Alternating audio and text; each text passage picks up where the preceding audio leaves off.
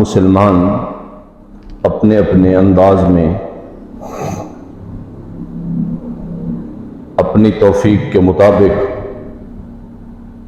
سرور کائنات فخر موجودات صلی اللہ علیہ وآلہ وبارک وسلم کا ذکر خیر، ذکر میلاد، آپ کی صورت و سیرت پاک کا تذکرہ خیر انشاءاللہ کریں گے۔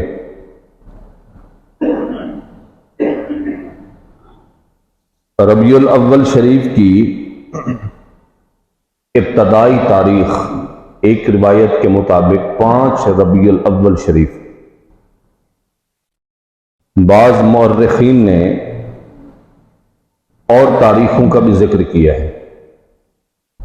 نواس رسول جگرگوش بطول حضرت سیدنا امام حسن مجتبی رضی اللہ تعالیٰ عنہ کا یوم شہادت ہے۔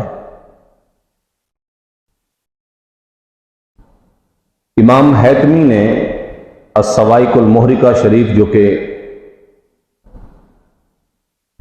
امام ابن حجر مکی رحمۃ اللہ علیہ اور امام ابن حجر مکی رحمہ اللہ، یہ وہ محدث گزرے ہیں جو محدث کے ساتھ ساتھ بہت بڑے مفتی بھی تھے، اور حرم شریف کی انہوں نے کئی سال امامت کرائی ہے۔ اس کے علاوہ امام سخاوی نے اس بات کو لکھا ہے، اور امام مقریزی رحمۃ اللہ علیہ نے بھی اس بات کو اپنی کتابوں کے اندر درج کیا ہے۔ وہ روایت کیا ہے؟ حضرت شیخ ابو عبداللہ بن سلاوی رحمۃ اللہ علیہ، یہ 616 سن ہجری کے اندر ان کا وصال ہے، کو کسی نے خواب میں دیکھ کر پوچھا کہ ما فعل اللہ بک، اللہ تعالیٰ نے آپ کے ساتھ کیا معاملہ کیا؟ تو شیخ ابو عبداللہ محمد سلاوی علیہ رحمہ نے کہا کہ اللہ تعالیٰ نے مجھے بخش دیا۔ تو پوچھا گیا کہ بخشش کا سبب کیا بنا؟ تو لکھا ہے کہ بِشَيْءٍ مِّنَ النِّسْبَةِ بَيْنِي وَبَيْنَ رسول اللہ صلی اللہ علیہ وسلم، کہ مجھے سرکار دو عالم صلی اللہ علیہ وآلہ وسلم کے ساتھ کچھ نسبت نصیب تھی، بس وہی میری بخشش کا سبب بن گئی۔ تو دیکھنے والے نے پوچھا کہ کیا آپ سید ہیں؟ کہ نسبت کے مراد یہی ہے کہ آپ خاندان رسول میں سے ہیں؟ آپ نے کہا نہیں۔ پوچھا گیا فَمِنْ أَيْنَ النِّسْبَةُ، تو پھر یہ نسبت کیسی ہوئی جو آپ کی بخشش کا سبب بنی؟ وہ الفاظ کیا لکھے ہیں؟ انہوں نے کہا کہ نسبت القلبی الی الراعی،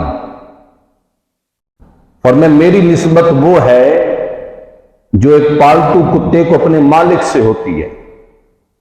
گویا کہ میں در رسول صلی اللہ علیہ وسلم کا یعنی اپنی عاجزی بیان کی کہ میں جیسے ایک مالک کے گھر سے در پہ بیٹھنے والے کتے کو نسبت ہوتی ہے، مجھے حضور کے در سے وہی نسبت ہے۔ تو بس میری نسبت یہی کام آ گئی۔ امام اہل سنت فاضل بریلوی کہتے ہیں تجھ سے در، در سے سگ، سگ سے ہے نسبت مجھ کو، تجھ سے در، در سے سگ، سگ سے ہے نسبت مجھ کو۔ یعنی عاجزی کا عالم یہ ہے کہ یا رسول اللہ آپ کی نسبت ہے آپ کے در سے، در کو آپ سے نسبت ہے، پھر آپ کے در پہ جو سگ بیٹھا ہے اس کو نسبت آپ کے در سے ہے، اور مجھ احمد رضا کو نسبت اس سگ سے ہے۔ یعنی عاجزی کا عالم دیکھیں کہ ڈائریکٹ میری کیا اوقات ہے کہ میں آپ کے در کی نسبت حاصل کروں، آپ کے در پہ بیٹھنے والے سگ سے مجھے نسبت مل جائے تو یہی میرے لیے کافی ہو جائے۔ تو نے کہا مجھے نسبت یہی ہے۔ کہنے کا مطلب یہ ہے کہ اگر شیخ ابو عبداللہ محمد بن سلاوی علیہ رحمہ اس نسبت کے صدقے اگر اللہ تعالیٰ نے بخش دیا ہے، تو اگر کوئی صحیح العقیدہ خاندان رسول میں سے کوئی شخص ہوگا تو امید کی جا سکتی ہے کہ اللہ تعالیٰ اسے بھی نسبت رسول کے صدقے بخش دے گا۔ اب نسبت رسول ہے کیا؟ قرآن مجید فرقان حمید کی جو میں نے آیہ مقدسہ پڑھی ہے جس میں اللہ تعالیٰ نے ارشاد فرمایا انما، بے شک یریدو چاہتا ہے. اب یریدو کا فاعل اللہ تعالیٰ نے خود اپنی ذات کا ذکر کیا کہ چاہنے والی، ارادہ فرمانے والی، مشیت کرنے والی ذات کوئی اور نہیں اللہ کی. انما یرید اللہ، بے شک اللہ چاہتا ہے کیا، لیذہبا، کہ دور کر دے، ان تم سے. اب یہ کم کی ضمیر ہے، کم کی جمع کی ضمیر ہے، حاضر کی ضمیر ہے. تم سے دور کر دے کیا، الرجس کو، را جیم سین، سہ حرفی یہ لفظ ہے، اور لفظ ہمیشہ جب بھی ہوتا ہے سہ حرفی سے کم نہیں ہو سکتا ورنہ وہ حرف کہلاتا ہے. لفظ کی نسبت اتنا ہی ہے. جیسے فعل بھی کبھی سہ حرفی سے کم نہیں ہو سکتا، اگر ہو تو وہ امر کے اندر آ جاتا ہے. عزیزان گرامی قدر، تو حکم ہے کہ محبوب اللہ چاہتا ہے کہ آپ سے رجس کو دور کر دے. را جیم سین، یہ 14 معنوں کے لیے قرآن مجید میں استعمال ہوا ہے. اب اس کا لغوی معنی بنتا ہے پلیدی، گندگی، لیکن کن کن معنوں کے لیے استعمال ہوا ہے؟ کفر، شرک، سود، شراب، جوا، سود. ان ناپاک کاموں کے لیے قرآن مجید نے رجس کا استعمال کیا. جیسے انما الخمر والمیسر والانصاب والازلام رجس من عمل الشیطان فاجتنبوہ لعلکم تفلحون. اللہ تعالیٰ فرماتا ہے بے شک شراب، جوا کیا ہے؟ رجس، ناپاک ہے، من عمل الشیطان، کہ شیطانی عمل ہے. فاجتنبوہ، ان سے بچ جاؤ. اگر تم ان سے بچ گئے تو پھر تم فلاح پا جاؤ گے، کامیاب ہو جاؤ گے. اللہ تعالیٰ نے فرمایا کہ بے شک اللہ کی مشیت یہ ہے، اللہ کا ارادہ یہ ہے، اللہ کی چاہت یہ ہے کہ اللہ رجز کو، گندگی کو تم سے دور کر دے. کن سے؟ اہل البیت، اے نبی کے گھر والوں. اہل البیت سے مراد خاندان رسول ہے. نبی کریم علیہ السلام کا خاندان پاک ہے. اب ہمارے نزدیک اہل بیت کا اطلاق بڑا وسیع ہے. اہل البیت کسے کہتے ہیں؟ سب سے پہلے اہل بیت کا جو اطلاق ہوتا ہے وہ تو نبی کریم علیہ السلام کی ازواج پاک پہ ہوتا ہے، یعنی گھر والیاں. نبی کریم علیہ السلام کی جو ازواج مطہرات ہیں، گھر والیاں ہیں، اور ہم میں سے ہر مؤمن کی سگی ماں سے بھی زیادہ مقام رکھتی ہیں. جیسے النبی اولا بالمؤمنین من انفسہم وازواجہ امہاتہم. ترجمہ یہ ہے کہ بے شک نبی کی ذات اولا بمعنی اقرب ہے. ایک یہ معنی ہے، اقرب کا معنی ہے سب سے زیادہ قریب، بہت زیادہ قریب. اور ایک اولا کا معنی مالک ہے. ورنہ تم میں سے کوئی بھی اپنی جان کے اتنا قریب نہیں ہے جتنا تمہاری جانوں کے قریب رسول اللہ کی ذات ہے. اور تم میں سے کوئی اپنی جان کا اتنا مالک نہیں ہے جتنا تمہاری جانوں کا مالک رسول اللہ کی ذات ہے. النبی اولا بالمؤمنین من انفسہم وازواجہ امہاتہم. اور دوسری شان کیا ہے؟ ایک تو نبی کی ذات مومن کی جانوں سے زیادہ قریب ہے، اور اگلی وازواجہ امہاتہم، اور نبی کی گھر والیاں ہر مومن کی ماں ہیں. اس لیے نبی کریم علیہ السلام کی نکاح مبارک کے اندر جو عورت چاہے سرکار کے وصال سے چند لمحے بھی حضور کے نکاح مبارک میں آ گئی، اب وہ قیامت تک ہر مومن کی سگی ماں سے بھی زیادہ درجہ رکھتی ہے. اس کا مسئلہ کیا ہے؟ کوئی کسی شخص کی، مثلا کسی عورت کی اولاد ہے اور شوہر انتقال کر جاتا ہے، یا خدا نخواستہ عورت کو طلاق ہو جاتی ہے، اس عورت کو شریعت حق دیتی ہے کہ عدت گزارنے کے بعد چاہے تو دوسرا نکاح کر لے. اور ویسے بھی کہا گیا کہ بیوہ کے نکاح میں دیر نہیں کرنی چاہیے. 3 چیزیں کہی گئیں کہ علی ان چیزوں میں کبھی دیر نہ کرنا. ایک، جب نماز کا وقت ہو جائے، سوتے رہنا کہ دکان پہ بھی گاہک ہیں، فی الحال کھیت میں کام کر لوں، چلو بچوں کو پڑھا لوں، تقریر کر لوں، فلاں کام کر لوں، فلاں کام. پر میں نے جب نماز کا حکم آ جائے وقت، تو پھر کسی کام سے بھی پہلے نماز کو ادا کرنا ہے جب وقت آ جائے. یہ نہیں کہ بے وقت تو نماز ادا ہی نہیں ہوتی، بلکہ بے وقت تو اذان بھی پڑھی جائے تو وہ اذان بھی شرعاً درست نہیں ہوتی. یعنی اگر آپ نے آدھی اذان وقت کے اندر دی ہے اور آدھی اذان وقت سے پہلے دی ہے تو حکم اذان نہ ہوئی، اذان دوبارہ دی جائے. یہ حکم ہے کیونکہ اذان نماز کے تابع ہوتی ہے. عزیزان گرامی قدر، نماز کا جب وقت ہو جائے پھر فرمائے جب جنازہ آ جائے، جنازہ بھی ادا کرنے میں کبھی دیر نہیں کرنی چاہیے، تاخیر نہیں کرنی چاہیے. یہ انتہائی گناہ کا کام ہے.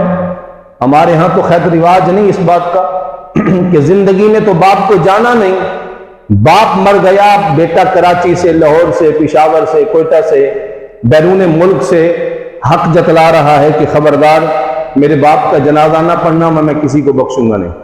پھر زندگی میں تو باپ کو پوچھا نہیں، زندگی میں چھوڑ کے چلے گئے، باپ بیماری میں تڑپتا رہا، بڑھاپے میں گرتا رہا، کبھی چلتا کبھی گرتا، اور سہارا بنتے رہے اس کے کاندھے لوگوں کے، لیکن تو نے کوئی خبر گیری نہیں کہ باپ مر گیا ہے تو حق جتلا رہے کہ میرے باپ کا جنازہ نہیں اٹھانا، اور 2-2 3-3 دن تک میتیں رکھی رہتی ہیں. یہ جہالت ہے. بالخصوص ہمارے جیسے علاقے کہ جہاں شدت کی گرمی ہے، جہاں انسان کے جسم کے تبدیل ہونے میں دیر نہیں لگتی، انسان کی تب کیفیت بدل جاتی ہے، تو اس طرح نہیں کرنا چاہیے، بلکہ بیٹے کو کہہ دینا چاہیے کہ مجھے آنے میں اگر دیر ہو جائے تو جنازہ تم پڑھ دو، میرے لیے اتنا ہی کافی ہے کہ میں اپنے والد کے لیے بخشش کی دعا مانگ لوں گا. اگر والد کی زیارت نہیں کر سکے تو چلو باپ کی قبر کی زیارت کر لو. رسول اکرم علیہ السلام نے یہ بھی تو اختیار دیا ہے نا کہ اگر ماں باپ کی جمعہ کے دن دونوں یا ان میں سے کسی ایک کی قبر کی زیارت کرو، اللہ تعالیٰ ایک حج مقبول کا اجر دیتا ہے. تو اتنی تاخیر نہیں کرنی چاہیے جنازے میں، 2-2 4-4 دن. اب سرد خانہ تو ہمارے ہاں ہی نہیں کہ ہم اس میں میت رکھوا دیں گے، اگر ہو بھی صحیح تب بھی اس کا انتظار نہیں کرنا چاہیے. ایک تو یہ ہمارے ہاں غلطی کی جاتی ہے. دوسرا ہمارے ہاں غلطی کا جو سلسلہ ہے وہ یہ ہے، خیر وہ میرے موضوع کے مطابق تو مسئلہ نہیں ہے لیکن اچانک ذہن میں آ گیا تو میں بیان کر دیتا ہوں. ہمارے ہاں 2 جنازوں کا رواج ہے. کراچی سے میت آئی تو عیدی والے تو ویسے پڑھ دیتے ہیں. اچھا عیدی والے تو کیا پڑھیں گے، وہاں بیٹا بھائی سارے پڑھ کے آتے، یہاں بھی جنازے کا اعلان ہو جاتا ہے. ایک تو ذہن نشین کر لیجئے، فقہ حنفی کے مطابق دوسرا جنازہ جائز نہیں، فقہ حنفی کے مطابق. اب آپ کہیں گے کہ بھی احادیث میں موجود ہے. احادیث میں موجود ہونے کا مطلب یہ ہے کہ جو سب سے زیادہ ولی اقرب ہوتا ہے، سب سے زیادہ میت کا حقدار ہوتا ہے، اگر اس نے جنازہ نہ پڑھا ہو اور اس نے پڑھنے کی اجازت بھی نہ دی ہو تو شریعت حکم دیتی ہے اب اگر یہ دوبارہ جنازہ قائم کروانا چاہے تو کروا سکتا ہے. مثلا کسی شخص کے بیٹے نے جنازہ نہیں پڑھا اور اس نے وہاں پڑھنے کی اجازت بھی نہیں دی، کسی نے اپنی طرف سے جنازہ پڑھ دیا، تو اب بیٹوں کو حق ہے کہ دوبارہ جنازہ پڑھوانا چاہیں تو پڑھوا سکتے ہیں.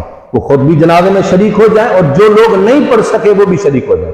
اب بیٹا خود جنازہ پڑھ کے آ گیا ہے، اب ولی اقرب پڑھ چکا ہے تو اب اور کسی کو حق نہیں ہے پھر. اب نبی کریم علیہ السلام نے 1-2 مرتبہ روایتوں میں آتا ہے کہ جنازہ حضور نے جا کے قبر پہ، تو اس میں اختلاف ہے کہ حضور نے جنازہ پڑھا یا رسول اکرم نے جا کر اس قبر پہ بخشش کی دعا کی، کیونکہ وہاں صلات کا لفظ ہے اور صلات کا معنی دعا بھی ہے، صلات کا معنی نماز بھی ہے، صلات کا معنی درود و سلام بھی ہے. لفظ صلات مشترک المعنی ہے، اس کے کئی معنی بنتے ہیں. اچھا اگر نبی کریم نے جنازہ پڑھ بھی لیا تو بیٹا بیٹی بھائی باپ ماں ساری کائنات سے زیادہ حقدار رسول اللہ ہیں. حضور نے اپنے حق کے طور پہ پڑھا ہے، اب کوئی اسے دلیل نہ بنائے. نبی کریم علیہ السلام نے اس پہ پڑھنے کا حکم نہیں ذات فرمایا. ہاں روایات میں آتا ہے کہ ایک جنازہ ہو رہا تھا، حضرت عمر دیر سے پہنچے، نبی کریم علیہ السلام سے عرض کی کہ حضور میں جنازہ پڑھوں؟ آپ نے فرمایا جنازہ دوبارہ نہیں ہوتا، البتہ تم چاہو تو اپنے مسلمان بھائی کے لیے بخشش کی دعا کر سکتے ہو. یہ روایت واضح ہے، نبی کریم علیہ السلام نے تو 2-2 4-4 ایک جنازہ وہاں ادا کر لیا، ایک جنازہ یہاں ادا کر لیا. اس طرح ہر ایک کے ساتھ خوشی غمی کا مرحلہ ہوتا ہے، وہ میرے ساتھ بھی ہے، آپ کے ساتھ بھی ہے. اس طرح کبھی مرحلہ ہو جائے تو پھر بہتر یہ ہے کہ آپ ایسا کیا کریں کہ کسی اہل علم سے اس کی رہنمائی لے کیا کریں. ہمارے ہاں جیسے نا آج کل کوئی میاں بیوی علیحدہ ہونا چاہتے ہو تو رہنمائی پتہ کس سے لیتے ہیں؟ وکیل سے. سیدھا جا کے اسٹام فروش سے طلاق لکھوائی اور تینوں طلاق کے لکھ کے ٹھوک ماری. اب بعد میں پریشان ہے، مولانا صاحب کوئی حل نکالے. میں نے کہا میں کیا نکالوں؟ اور بندہ گدھ مار کے آیا، گدھ تو بڑی ہوتی ہے جو، مولانا صاحب کے پاس. انہوں نے کہا مولانا حلال ہے حرام ہے؟ انہوں نے کہا تو یہ حرام ہے. انہوں نے کہا کوئی راہ تو نکالو. اور جب اس نے تنگ کیا نا جا تیرے لیے حلال ہے. اب جب تو میری مانتا ہی نہیں ہے، میں نے مسئلہ بتا دیا کہ یہ حلال نہیں ہے، اب تو بات پریشان مجھے کر رہا ہے. بھائی جب بھی اس طرح کا مرحلہ ہو مسئلے علماء بتاتے، اسلام فروش نہیں بتاتے. نہ وکیلوں کا ہی کام ہوتا ہے، وکیل وکالت لڑتے ہیں. آپ کبھی اپنا بخار وکیل کو چیک کرانے جاتے ہیں؟ نہیں جاتے نا، ڈاکٹر کے پاس جاتے ہیں نا، آپ معالج کے پاس جاتے ہیں. تو جب شریعت کا مسئلہ پوچھنا ہے تو اہل علم کے پاس جایا کریں. میں نے تو اب تک جتنا اسٹام فروشوں کی لکھی ہوئی دیکھی ہے نا طلاق کے، وہ 3 طلاقوں سے کم لکھتے ہی ہیں. ان کو پتہ نہیں کیا مرض ہے، وہ تینوں طلاق لکھ دیں گے. حالانکہ سنت طریقہ کیا ہے کہ پاکی کی حالت میں اگر گزارا ممکن نہیں ہے، بہت کوشش کی ہے کہ میاں بیوی میں گزارا ہو جائے، زندگی گزر جائے، لیکن پھر بھی ذہن نہیں مان رہا، تو حکم پاکی کی حالت میں 1 طلاق دے کے چھوڑ دو عورت کو. اب وہ 3 مہینے گزارے گی عدت. اب ممکن ہے تمہیں اپنی غلطی کا احساس ہو جائے، اب تمہیں سوچ آ جائے کہ میرے بچوں کا کیا ہوگا، میرے بچوں کی تربیت کا کیا ہوگا. اگر اللہ تمہیں توفیق دے دے بردباری کی، صبر کی، سمجھداری کی، تو کم از کم دوبارہ رجوع کا حق تو ہونا چاہیے نا. جب تم پہلے ہی دھاگا توڑ چکے ہو رجوع کا، پہلے ہی رسی کاٹ چکے ہو، پہلے ہی ساری حد ختم کر چکے ہو، تو اب پچھتانے سے کیا حاصل ہوگا؟ جب چڑیاں کھیت ہی چگ جائیں، اب جب دانا ہی نہیں ہے. اگر امینان گرامی قدر تو کوشش کیا کریں ان مسائل کو حساس مسئلہ سمجھ کے اہل علم سے اس کی رہنمائی لیا کریں. ہر بندہ مسئلہ بتانے کا قابل. مجھ سے پوچھا جائے، میرے علم میں ہوگا تو میں بتاؤں گا، میرے علم میں نہیں ہے تو مجھے حق ہے کہ میں اپنے سے زیادہ علم والے سے پوچھوں. اگر اسے علم نہیں ہے تو اس سے زیادہ علم والے سے پوچھے. اگر اسے علم نہیں ہے پھر اس سے زیادہ علم والے سے پوچھے. اللہ تعالیٰ ارشاد فرماتے ہیں ہر ایک علم والے سے بڑھ کے علم والا ہوتا ہے. تو علم اللہ کی صفت ہے. جب اللہ تعالیٰ کی کوئی حد نہیں ہے تو اس کی صفت کی بھی کوئی حد نہیں ہے. عزیزان گرامی قدر، تو میں کر رہا تھا یہ نبی کریم علیہ السلام کے خاندان عالی کا اطلاق جو ہے اہل بیت کا، وہ حضور کی ازواج پہ ہے، پھر 5 تن پاک پہ ہے، پھر مولا علی کی ساری اولاد پہ ہے، حضرت حارث، حضرت عقیل، حضرت عباس، حضرت عقیل، ان سارے خاندان کے اہل بیت کا اطلاق ہے. لیکن جو قابل غور جملہ ہے وہ سننے کے قابل ہے. ایک ہے لفظ سید، اس کا لغوی معنی ہے سردار. اچھا، عرب کے اندر سید کا رواج نہیں ہے لفظ کا، وہاں لفظ استعمال ہوتا ہے اشراف. اشراف کا لفظ پرانی کتابیں اٹھائیں نا، وہاں اشراف کہا جاتا تھا سیدوں کو. سید کا وہاں مروج جو لفظ ہے وہ ہے اشراف. جیسے حضور غوث پاک رضی اللہ تعالیٰ کے بارے میں آتا ہے کہ جب آپ پیدا ہوئے تو یہ بات مشہور ہو گئی کہ اشراف کے خاندان میں ایسا بچہ پیدا ہوا ہے جو رمضان کے دنوں میں بھی اپنی ماں کا دودھ نہیں پیتا. رمضان کے دن میں بھی اپنی ماں کا دودھ نہیں پیتا. اور میں یہ اشراف، وہاں اشراف کا لفظ استعمال ہوتا تھا سادات کے لیے. بقیہ سید کا لفظ ویسے اس کا معنی سردار ہے، لیکن اس کے بے شمار معنی اہل علم نے بیان کیے ہیں. سید کا معنی ہے اس ہستی کو سید کہتے ہیں جو اپنے ماتحتو سے زیادہ باعمل ہو، مرید سے زیادہ باعمل ہو. لیکن جو پیر خود نماز نہ پڑھے وہ مریدوں کو کیا سکھائے گا؟ جی بھائی، اس کی سادی سی مثال ہے. چند دن پہلے کوٹلہ دولت کی سرزمین پہ میں نے ایک تقریر کی، بڑا جم غفیر تھا اور کلخانی کی محفل تھی، تو وہاں میں نے یہ آیات پڑھی تو میں نے کہا بھائی ایک نصیحت کی بات سن لیں. اب نصیحت کیا تھی؟ وہ ناصحہ نہ کر نصیحت دل میرا گھبرائے ہے، اس کو دشمن جانتا ہوں جو مجھے سمجھائے ہے. بھئی آپ گاڑی کا سفر کر رہے ہیں نا، بس میں اگر سواری غلطی کرے نا، غلطی زیادہ زیادہ، وہ شیشہ توڑے گی یا سیٹ کو خراب کرے گی، لیکن 100 50 70 آدمی بیٹھے ہیں، ان میں سے کوئی بھی غلطی کرے تو تنہا غلطی کرے گا۔ لیکن ایمان سے بتائیے، اگر ڈرائیور غلطی کرے اور چلاتے نیند کر جائے تو بولیے شیشہ ٹوٹے گا یا پوری بس کھائی میں جائے گی؟ پوری بس کھائی میں جائے گی۔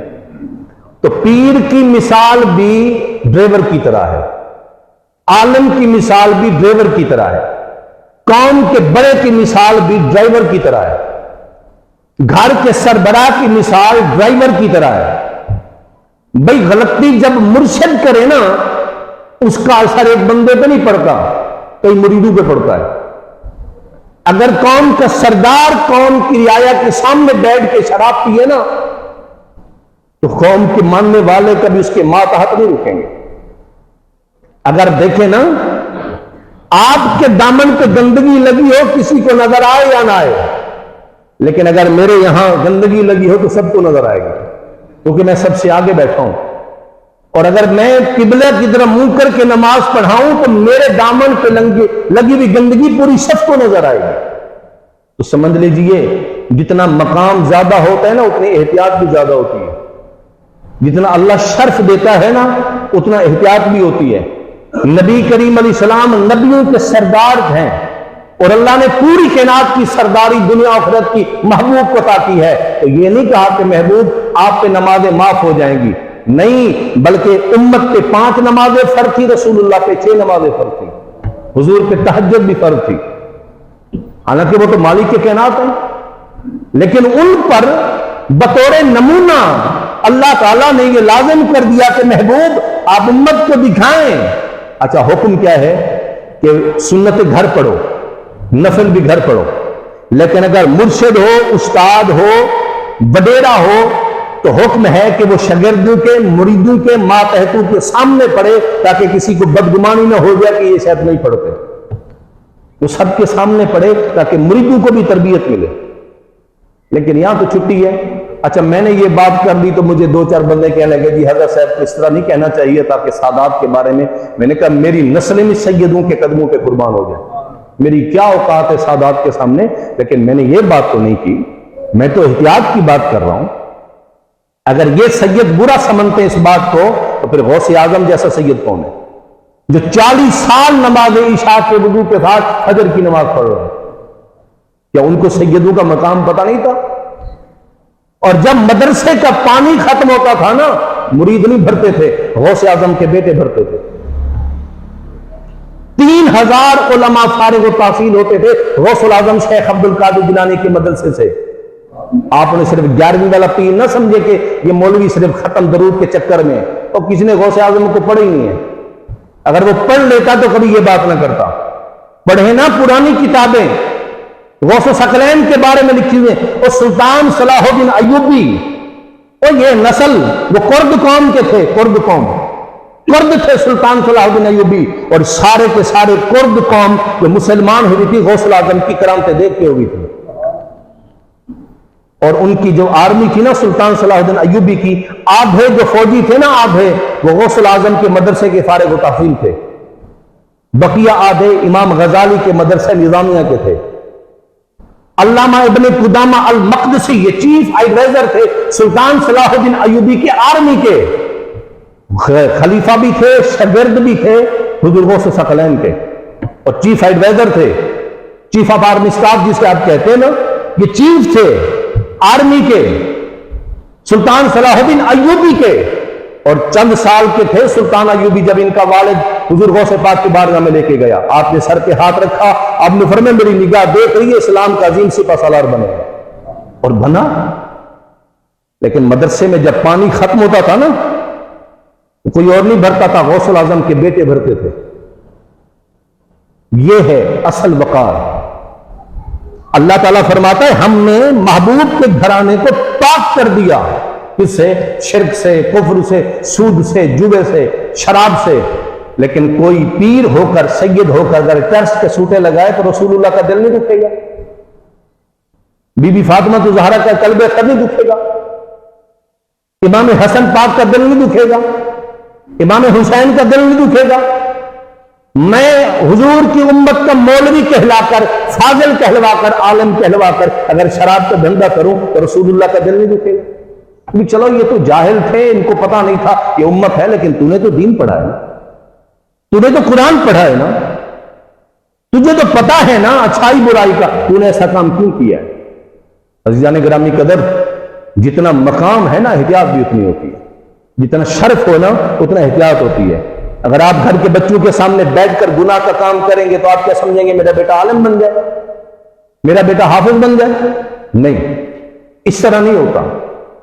ایک استاد پوچھ رہا تھا بچوں سے، انہوں نے کہا بیٹا آپ کون بنے گا؟ انہوں نے کہا جی میں فوجی بنوں گا۔ انہوں نے کہا بیٹا تم کو کیا بنے گا؟ انہوں نے کہا میں انجینئر بنوں گا۔ بیٹا تم کیا بنو گے؟ انہوں نے کہا میں صحابی بنوں گا۔ انہوں نے کہا جانتے ہو صحابی کون ہوتا ہے؟ انہوں نے کہا نہیں۔ انہوں نے کہا پھر کیوں کہا ہے کہ صحابی بنوں گا؟ انہوں نے کہا میرے والدین صحابہ کی باتیں کرتے مجھے اچھے لگتے ہیں، میں نے کہا میں بھی صحابی بنوں گا۔ یہ خبر نہیں کہ صحابی ہوتا کون ہے، اثر ہے نا بات کا، بات کا اثر ہے۔ جب ہم اچھی باتیں اولاد کے سامنے نہیں کریں گے تو اچھے کیسے بنیں گے؟ جب گھر میں دین کی بات ہی نہیں ہوگی، دین میرا آپ کا فقط مسجد تک محدود ہے، نکلے تو ختم دین، پھر وہی گمان، وہی زندگی، وہی باتیں، بس دین ہمارا مسجد تک ہے کہ یہاں سیدھا بیٹھنا ہے، اچھا سوچنا ہے، دل میں اللہ اللہ کرنا ہے، زبان پہ بھی درود پڑھنا ہے، جب نکلنا ہے تو پھر وہی دنیا۔ تو دین فقط یہاں تک تو نہیں ہے نا، دین تو پوری زندگی سراپے، پوری زندگی کا ہماری رہنمائی کر رہا ہے۔ نبی کریم علیہ الصلوۃ والسلام، عزیزان گرامی قدر، حضرت امام حسن پاک رضی اللہ تعالیٰ عنہ کے بارے میں آتا ہے، آپ جانیے مروان بن حکم بدبخت انسان تھا جو سیدوں کا سب سے بڑا دشمن تھا، مروان بن حکم ملعون، لیکن جب حضرت سیدنا امام حسن کا جنازہ اٹھانا تو یہ بھی کاندھا دینے آ گیا، کاندھا دینے آ گیا۔ تو کسی نے ان سے پوچھا کہ بدبخت پوری زندگی تو ان کے ساتھ یہ روا رکھتا رہے سلوک، اب کاندھا دینے آ گئے؟ انہیں پتہ کیا کہا؟ انہوں نے کہا کنت افعل ذلک بمن یوازن حلمہ الجبال، انہوں نے کہا خدا کی قسم میں اس بندے کے جنازے کو کاندھا دے رہا ہوں، اگر اس کے شرط کو پہاڑوں کے سامنے بھی رکھا جائے، پہاڑ تھوڑے ہو جائے کی شان بڑھ جائے گی۔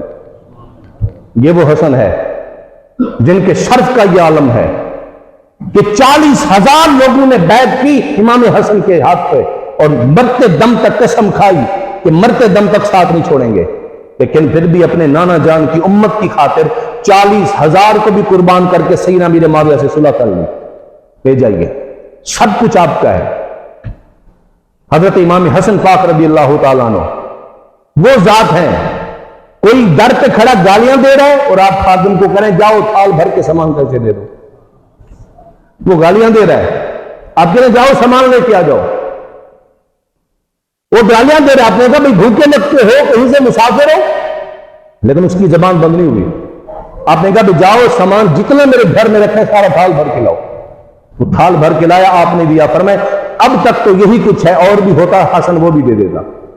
اس نے وہی کر کے کہا، انہوں نے کہا اشہد انکا ابن رسول اللہ، میں خدا کی قسم کھا کے کہتا ہوں، خدا کی قسم اگر شبیہ رسول دیکھنی ہے تو حسن کو دیکھ لے، میں فقط آزمانے آیا تھا آپ کو، اور آپ کا حلم کیا مبارک، آپ کی بردباری ہے، کیا آپ کی سخاوت ہے، کیا آپ کی ذات ہے۔ یہ اصل سید کا معنی ہے بردبار، سید کا معنی ہے سخی، سید کا معنی ہے معاف کرنے والا، سید کا معنی ہے غیرت مند۔ سیدوں، میں سچے سیدوں کا تو میری نسل بھی قربان ہو جائے، ہم ان کے قدموں کے خاک کے برابر نہیں ہو سکتے، لیکن 2 نمبریاں ہر قوم میں ہوتی ہیں، ہر قوم میں 2 نمبریاں ہوتی ہیں۔ اس لیے ایک حدیث سن لے، نبی کریم نے شاہ فرمایا جس نے اپنا نسب تبدیل کیا اس کو خدا کی لعنت ہے۔ جس نسب کا وہ نہیں ہے نا، کس نے اپنا نسب تبدیل کیا۔ ایک تو اگر کوئی سن رہا ہے تو ان سے گزارش ہے کبھی اپنے آپ کو سید بتا کے بھیک نہ مانگا کرو۔ ہم نے بھیک مانگنے والے 20 دیکھے ہیں، لیکن کبھی وہ یہ نہیں کہتے ہیں میں ملک ہوں، میں خان ہوں، میں جام ہوں، میں رانا ہوں، میں چودھری ہوں، لیکن ہم نے ایک مزاج دیکھا ہے، اور جب بھی کوئی آئے گا انہیں کہا جی مجھے 10 روپے دے میں سید ہوں۔ اب یہ اپنا نسب تو نہ بتائیں نا، کوئی بد زبان کی بری بات بھی کر دے تو اس کا بچے گا کچھ نہیں۔ آپ تو رسول اللہ کے خاندان سے ہیں، آپ کی نسبت، آپ کا مقام بہت بلند ہے، اس لیے اباب ذی وقار سادات کا احترام ہم پہ واجب ہے۔ امام اہل سنت سے پوچھا گیا اگر کوئی سید بد عمل ہو تو اس کے بارے میں کیا ہے، اس کی توہین کرنی چاہیے؟ ہم نے فرمایا نہیں، یہ ایسا سمجھ لے ہیرا ہے جو کیچڑ میں لتڑا ہوا ہے، اگر دھوئیں گے تو پھر چمک جائے گا، ہے ہیرا، ہے حضور کا خاندان، توہین نہیں کر سکتے، توہین نہیں کرنی، توہین کی تو کسی مسلمان کی بھی اجازت نہیں، لیکن سید تو حضور کا خاندان ہوتا ہے۔ اس لیے جناب صدیق اکبر خطبہ دے رہے ہیں، اللہ اکبر۔ امام حسن آ گئے اور بچپن کا عالم ہے، کیونکہ نبی کریم علیہ السلام کے صحبت میں 8 سال رہے امام حسن، 8 سال۔ حضور نانا کا چہرہ دیکھا، کبھی گود میں بیٹھے، کبھی کاندھے میں بیٹھے، کبھی حضور کے پشت مبارک پہ چڑھ گئے، کبھی شکم تھر پہ چڑھ گئے، یعنی 8 سال حضور کی صحبت پائی ہے۔ 8 سال کی عمر مبارک تھی، حضور پاک کا وصال پاک ہو گیا امام حسن کا، 8 مبارک یعنی 8 سال عمر مبارک، حضور کا وصال جاری۔ صدیق اکبر خطبہ دے رہے ہیں، امام حسن پہنچ گیا۔ اب حجت میں جیسے بچہ حجت کرتا ہے نا، انہیں کہا ابو بکر نیچے اتر آؤ، یہ ممبر چھوڑ دو، یہ تمہارا ممبر نہیں، میرے نانا کا ممبر ہے۔ یہ بات سن کے صدیق اکبر پہلے مسکرائے پھر رو پڑے۔ آپ نے رو کے کہا حسن میں نے کب کہا ہے یہ میرا ممبر ہے؟ کہ کل بھی تیرے نانا کا ممبر تھا، آج بھی تیرے نانا کا ممبر ہے، ہمیں جو عزتیں ملی ہیں وہ تیرے نانا کے سب کے ملی صلی اللہ علیہ وسلم۔ عزیزان گرامی قدر، اس لیے گھر کے ہر ایک بندے سے سوال ہونا ہے، کہ مت سمجھیے کہ مجھ سے سوال نہیں ہونا۔ اگر آپ گھر کے 5 افراد کے سربراہ ہیں تو سوالات کے جوابات آپ نے بھی دینے۔ اگر میں 200 یا 400 بندے کو جانتا ہوں، میرے پیچھے نماز پڑھتے ہیں یا مجھ سے عقیدت رکھتے ہیں، اور میں ان کو اچھائی برائی کا نہیں کہتا، تو قیامت کے دن میں نے اس کا بھی حساب دینا ہے۔ اگر کوئی قوم کا سربراہ ہے اور وہ سمجھے کہ بس میرا کام ہے روڈیں بنا دینا، میرا کام ہے کھمبے لگوا دینا، میرا کام ہے سیوریج بنا دینا، میرا کام ہے کسی کو چھڑوا دینا، کسی کو اندر کروا دینا، قوم شراب پیے، جوئے کھیلے، سود کا کام کرے، اس سے میرا کوئی غرض نہیں، نہیں، قیامت کے دن یہ بھی حساب دینا ہے، کہ ہر ایک بندے کو حساب دینا ہوگا۔ اس لیے اباب ذی وقار اپنی آخرت کی فکر کریں۔ اللہ تعالیٰ مجھے آپ سب کو عمل کی توفیق نصیب فرمائے۔